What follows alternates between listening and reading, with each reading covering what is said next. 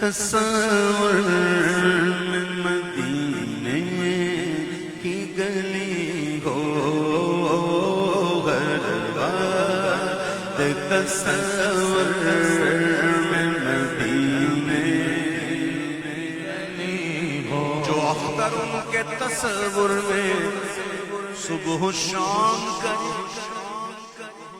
جو اختر ان کے تصور میں صبح و شام کرے کہیں بھی رہتے ہوں طیبہ نگر میں رہتے ہیں ہر وقت تصور میں مدینے کی گلی ہو اور یاد محمد کی میرے دل میں بسی ہو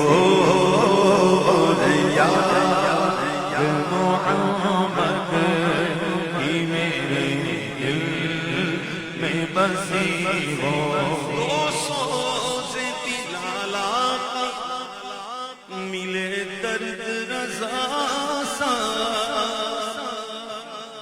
دو سوز بلال آقا ملے درد رضا سا سرکار آقا عشق اویسے کرمی ہو سرکار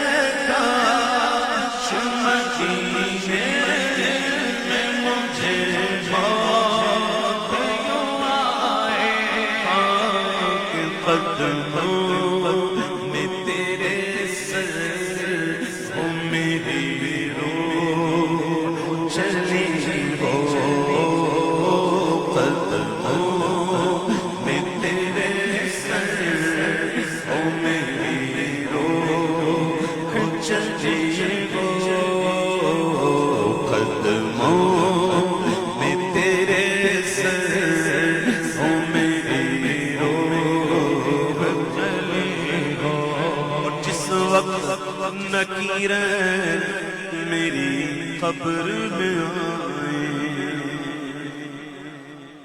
جس وقت نکیرین میری قبر میں آئے نکیرین آئیں گے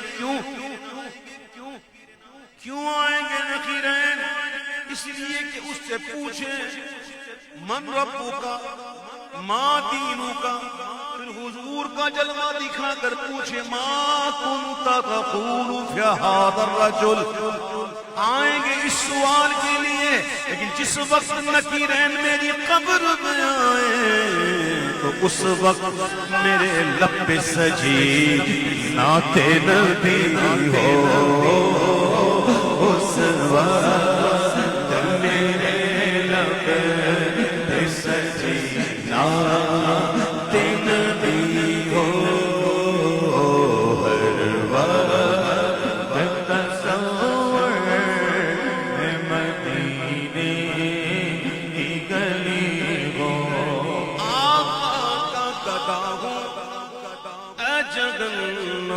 تو بھی سن لے حضور کے گدا بن جاؤ سچے والے پکے والے تو جو حضور کا سچا پکا غلام بن جاتا ہے اس کے لیے بڑی خوشخبریاں، بڑی، اللہ ہمیں حضور کا سچا غلام بنائے، آمین۔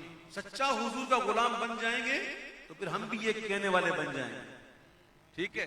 اللہ ہمیں ایسا کرے کہ ہم بھی یہ کہہ سکیں کہ آقا کا گدا ہوں جگنم تو بھی سن لے،